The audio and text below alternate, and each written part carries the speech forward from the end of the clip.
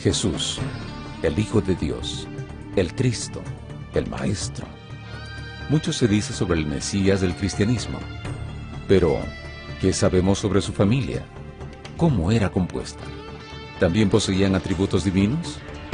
¿Qué papel desarrollaron en su ministerio? En búsqueda de la respuesta a esas preguntas, aquí comienza Evidencias.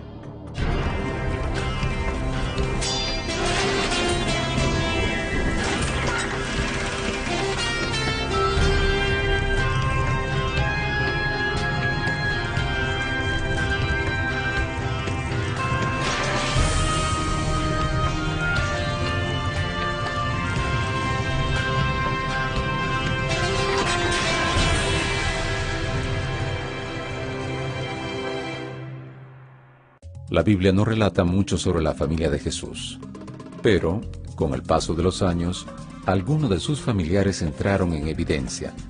Para comienzo de este estudio, ¿quiénes eran los padres de Jesús?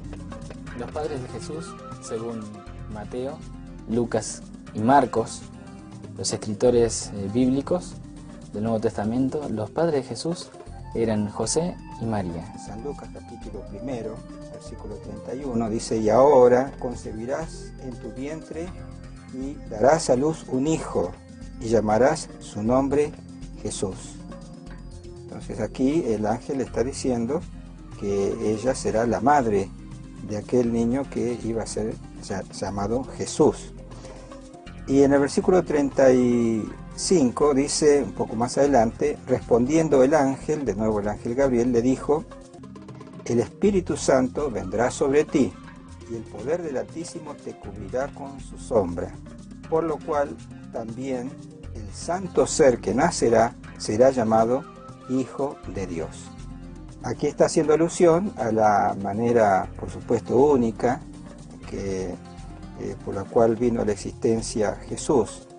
Él no tuvo un padre terrenal, porque dice que el Espíritu Santo haría el milagro, diríamos así, de la concepción en María, que no había tenido, dice el relato, todavía unión carnal con su prometido. Su prometido era José, pero todavía estaban, podríamos decir nosotros ahora, de novios, y recién cuando se casaran iban a unirse íntimamente o sexualmente. Pero ahora ella iba a concebir sin ningún tipo de mediación humana, sino a través de la obra del Espíritu Santo. Hace un tiempo atrás, un año y medio atrás aproximadamente, tuve la oportunidad de estar en Jerusalén en casa de un gran colector de antigüedades, un árabe que se dedica a vender antigüedades a diferentes coleccionistas. Y él estaba emocionado porque tenía un osario, una caja de huesos. Estas cajas de huesos eran utilizadas durante el primer siglo para entierros secundarios. Después que la persona se descomponía en la cueva, en la tumba donde había sido dejado, se ponían unas cajas de huesos similares a esta. Esto es una réplica en miniatura, eran más grandes, tan grandes como un fémur. Y esta caja de huesos tenía una inscripción, como tenemos una inscripción aquí, que decía María, la esposa de José. En griego. Él estaba todo emocionado porque esta era una inscripción que iba a ser noticia. Fue juntamente conmigo uno de los estudiosos, eruditos, que estuvo traduciendo los rollos del Mar Muerto. Este erudito, que trabaja con los frailes franciscanos, fue allá, examinó el osario y dijo: ¿y qué? Había muchas Marías y muchos José, nada trascendental en esta caja de huesos. Y lo cierto es eso, que había muchas Marías y muchos José. No se esperaría encontrar un osario con decoraciones hermosas, pero para el José y la María que describen los evangelios, que eran personas que vivían en la zona rural, pues no tendríamos este tipo de decoración. Se creería que José ya era una persona adulta, que tenía su propio negocio. Era un artesano. Esto implica de que se debía de trasladar de lugar en lugar.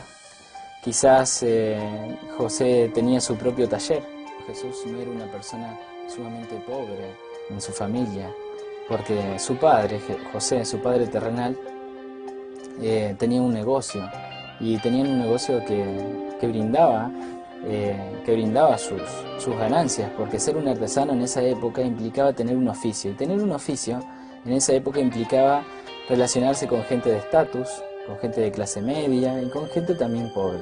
No podemos identificarlo necesariamente como un ebanista, como se hacen muchas descripciones, especialmente en pinturas, sino un hombre que trabajaba tanto en la piedra, como trabajaba en la madera, como trabajaba en instalaciones hidráulicas. Era una persona que hacía un poco de todo, porque así eran los trabajadores de la época. No necesariamente estaban especializados a una de las tareas, como el caso de la ebanistería. Jesús vivió en un lugar y en un hogar en el cual se trabajaban diferentes oficios relacionados a la construcción. Jesús tenía la oportunidad de charlar al mismo nivel con alguien de clase media, con alguien de clase baja o de clase alta. Su trabajo en la vida lo ayudó a perfeccionarse. Su familia, el trabajo de su familia, lo ayudó a poder saber tratar con las personas. Y de ahí también la forma de hablar con la gente que Jesús tenía, la forma de llegada que Jesús tenía, y cómo conocía Jesús de la zona en la que vivía, de cómo Jesús conocía las clases sociales, de cómo hablarle, de cómo dirigirse, de cómo hacer silencios cuando estaba ante autoridades o alguien sobre él. Otra pregunta que surge sobre el parentesco de Jesús es: ¿Jesús tenía hermanos? ¿Alguno de ellos era de sangre? ¿Cómo presenta la Biblia la composición de la familia de Jesús? Si leemos el Evangelio en una forma, digamos, así como está, así como lo encontramos en, por ejemplo, San Mateo capítulo 12, a partir del versículo 46, dice: mientras él aún hablaba a la gente, está refiriéndose a Jesús, he aquí su madre y sus hermanos estaban afuera y le querían hablar. Ahora, esto ha sido algo muy controvertido en la cristiandad, muy discutido, porque la tradición, no la tradición bíblica, sino la tradición histórica, ha dicho de que los hermanos de Jesús pertenecían a un matrimonio de José. Todos respetamos a María, todos creemos que fue una gran mujer, que fue la mujer elegida por Dios, pero en ningún momento la Biblia dice que ella haya conservado su virginidad por siempre. La Biblia es clara, en Marcos capítulo 6, versículo 3, cuando hablaban acerca de Jesús, dijeron lo siguiente: ¿no es acaso el carpintero, el hijo de María, y hermano de Jacobo, de José, de Judas y de Simón? ¿No están sus hermanas aquí también con nosotros? Aquí vemos de que se nombra primeramente al padre, el carpintero, ¿sí? Todos en la comunidad conocían a José. Ahora estamos hablando de Nazaret. También conocían a María y conocían también a los hermanos de Jesús. Sin embargo, la palabra griega que se utiliza allí para hermanos o hermanas es bastante general. Pudiese utilizarse para primos, familiares cercanos.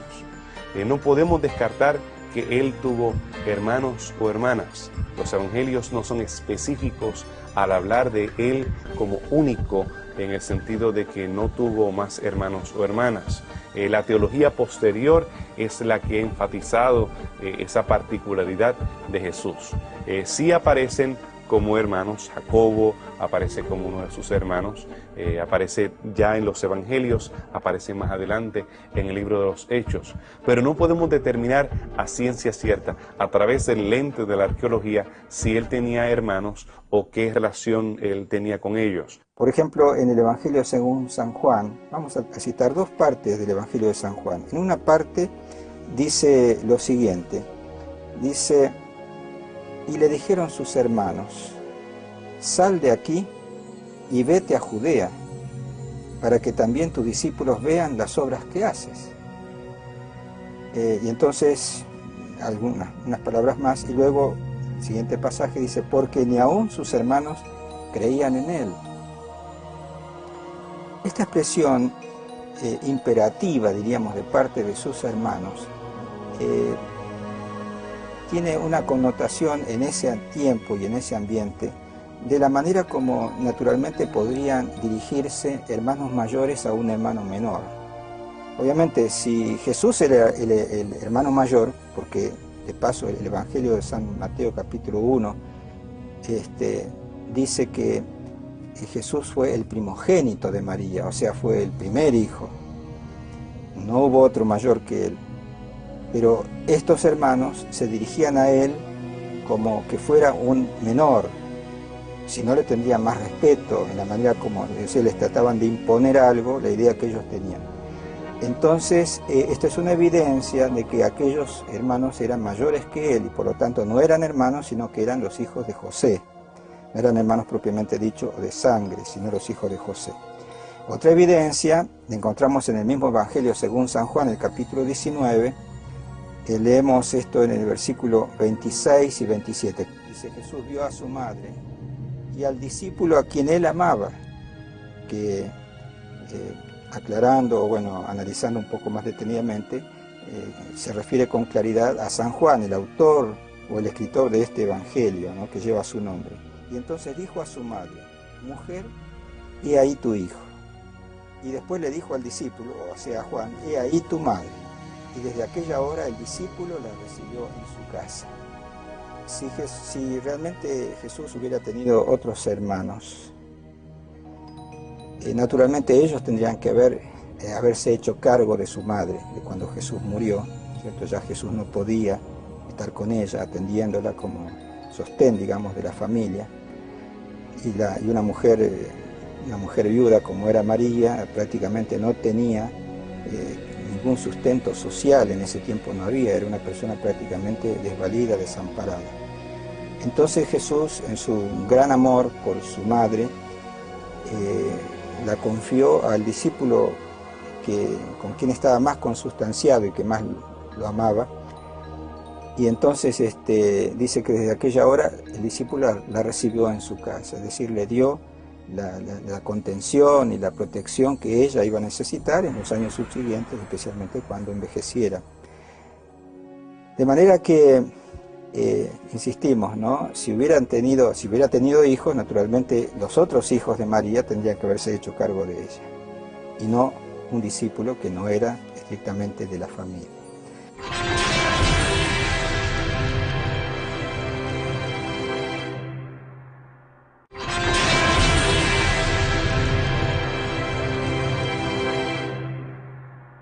A través de estudios y descubrimientos científicos, mucha información se ha levantado sobre los judíos y su cultura en el primer siglo.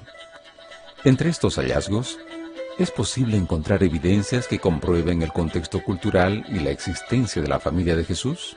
Como evidencia principal de la existencia de la familia de Jesús, vamos a mencionar la Biblia, o sea, especialmente el Nuevo Testamento, los Evangelios y otros libros del Nuevo Testamento. Ya que los escritores de la Biblia hacen referencia a la familia de Jesús. Y todos esos libros, por ejemplo los 4 Evangelios y luego las epístolas u otros libros del Nuevo Testamento, son fuentes históricas. Son fuentes históricas que tienen una enorme antigüedad porque son del siglo I, es decir, se escribieron en la misma época prácticamente en que vivió Jesús. Es decir, varios de los que escribieron fueron testigos presenciales de la vida de Jesús y de sus milagros y de sus enseñanzas. Y otros que no lo fueron, se informaron por medio de testigos directos, diríamos, que estuvieron con Jesús y escribieron con todo cuidado las enseñanzas o las palabras y hechos que derivaron del ministerio de nuestro Señor Jesucristo como el Mesías. Hay un recurso literario poco utilizado a veces por los cristianos, y es el Talmud judío de la época de Jesús. El Talmud judío de la época de Jesús trata a Jesús como un bastardo. Es una palabra fuerte. Los mismos fariseos de la época de Jesús, en el registro bíblico se ve de que trataban a Jesús como un hijo ilegítimo, que vino de una relación ilegítima, porque la gente se acordaba del nacimiento de Cristo, se acordaba de la historia de María, de que quedó embarazada, ¿no es cierto?, sin haber estado casada, que estaba comprometida con José. Y la verdad es que esto también demuestra la existencia de Cristo, porque el Talmud judío habla acerca de una tal María que tuvo un hijo Jesús, de una relación con un soldado romano.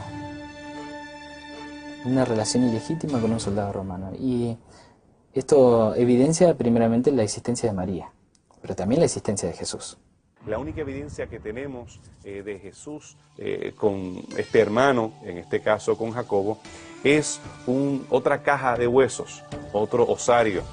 El osario que se hizo famoso o infame, en este caso, fue el osario de un tal Jacobo, un Jacobo que es identificado como hijo de un Yosef y hermano de un Yeshua. Eso es muy raro. La mayoría de los osarios identificaban a las personas que estaban ahí enterradas simplemente con su nombre y tal vez de quién eran hijos.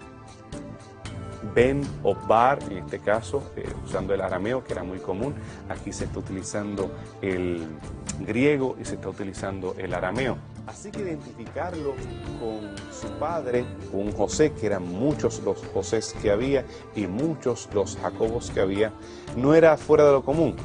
Identificarlo con un Yehui y Yeshua, con un hermano llamado Jesús, ya es particular y llama la atención.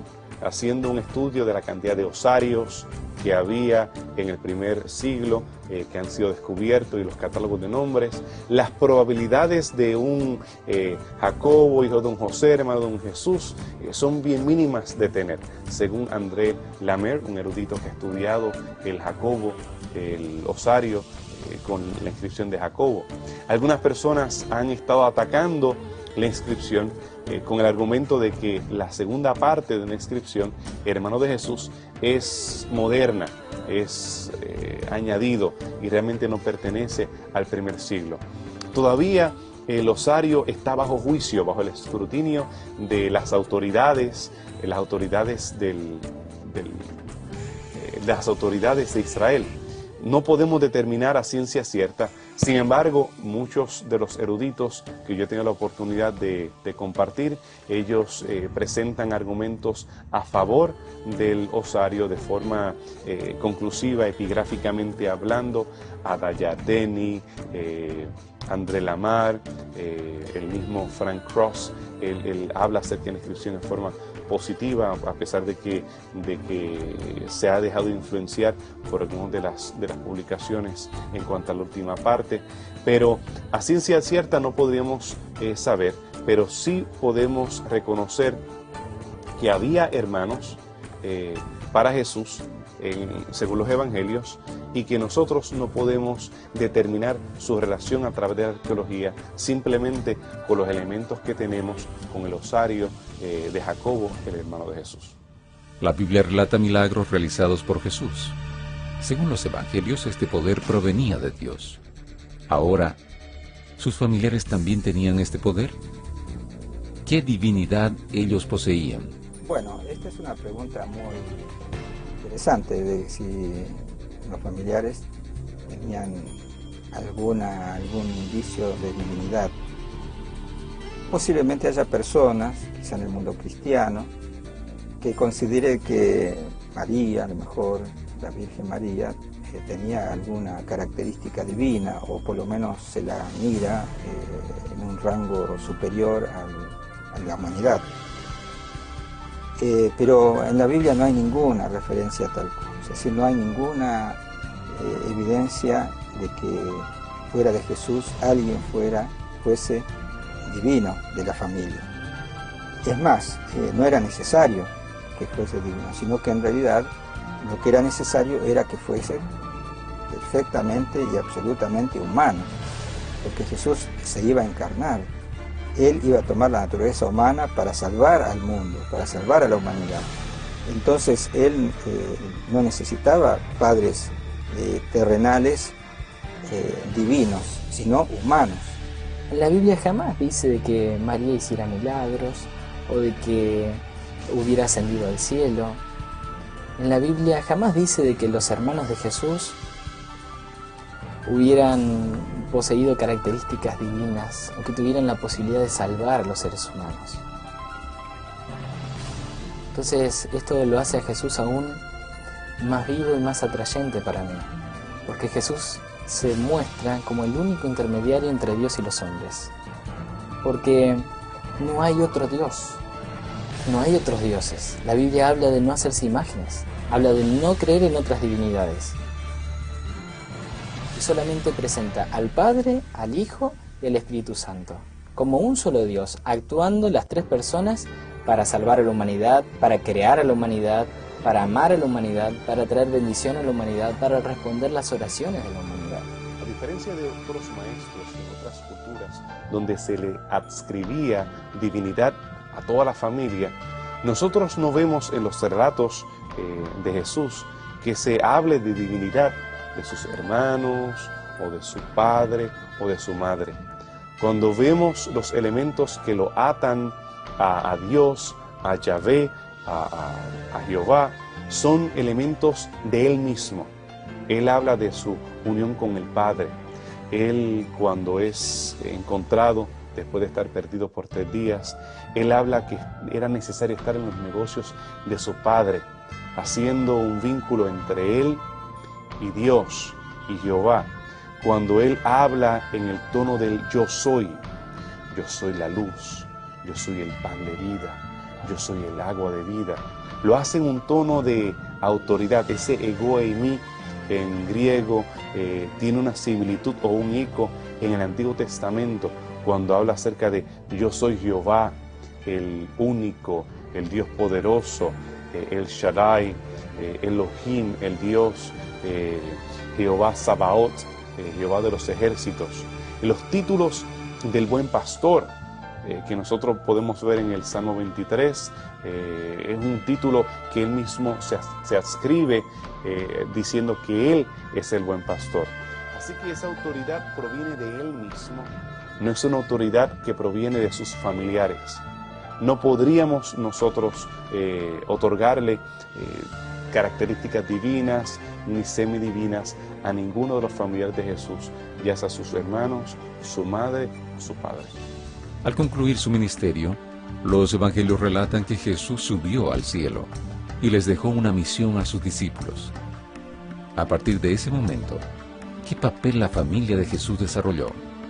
El papel que tuvo la familia de Jesús en su ministerio fue controversial. Realmente no había una relación de apoyo de parte de ellos al ministerio de Jesús. En un momento dado, cuando ellos quieren ver a Jesús, Jesús le dice que esperen, que estos que están alrededor de él son sus hermanos, son sus hermanas, son sus padres, son su madre. Cuando él más adelante evita ir a Judea, porque las cosas estaban un poco difíciles en Judea, estaban buscando la vida de él en Judea, y sus hermanos lo sabían. Ellos los retan: ve allá, si es que realmente eres el Hijo de Dios, casi le dicen, ve allá hasta Judea para ver quién eres tú realmente. Sin embargo, después de la muerte de Jesús y después de su resurrección, vemos un cambio en el tono de aquellos que anteriormente habían rechazado a Jesús, los de su propia casa, cuando él había dicho que no hay profeta en su propia casa. Poco después de la resurrección de Jesús y Jesús volviera al cielo, los seguidores de Jesús, por ejemplo, se solían reunir en un lugar que anteriormente se reunían, conocido como el aposento alto, es decir, en un primer piso de una casa, que posiblemente era la casa de la familia de Juan Marcos, que llegó a ser uno de los escritores de los evangelios, que lleva su nombre. Dice que se reunían más o menos, estuvieron reunidos en una fiesta, que luego que era una de las principales fiestas que tenía el judaísmo, la fiesta del Pentecostés, unos 120, dice, entre los cuales se encontraba, dice, el libro de Hechos de los Apóstoles, que perseveraban unánimes con María, la madre de Jesús, y sus hermanos, con María y sus hermanos. O sea, estaría haciendo alusión a esos hermanos o medio hermanos, o como queramos llamarle, o directamente hijos de José. Eso es una de las primeras referencias a lo que sucedió después que Jesús nos dejó, digamos. Más adelante, en otra ocasión, el apóstol San Pablo, en primera epístola a los Corintios, capítulo 9, versículo 5, hace referencia a los hermanos del Señor. Los hermanos del Señor que él conoció. Así que vemos que la familia de Jesús sí tomó un rol importante en las primeras décadas del cristianismo. No María, sino Jacobo, que más adelante escribe una carta, la carta de Jacobo, la carta de Santiago, probablemente el hermano de Jesús. Santiago llegó a ser uno de los líderes de la iglesia en Jerusalén. Llegó a ser anciano de iglesia en Jerusalén. Uno de los referentes de los seguidores de Cristo. Y luego, otro personaje que es mencionado es Judas, como uno de los hermanos de Jesús. En la Biblia no se habla mucho de él, pero muchos piensan, por lo menos es uno de los personajes que se los considera casi con seguridad, el escritor de la carta, de la epístola, que lleva su nombre, Judas, ¿no? Que es muy cortita, tiene un solo capítulo. Él se presenta en el versículo primero como Judas, siervo de Jesucristo y hermano de Jacobo. Y el hermano de Jacobo estaría haciendo alusión a justamente el otro, o el hermano mayor, diríamos, de los hijos de José. De manera que estas serían algunas de las actividades que están manifestadas o que están escritas sobre la familia de Jesús después de su muerte. Obviamente la referencia que mencionamos al principio de María, de la madre de Jesús, fue la última que se menciona en la Biblia.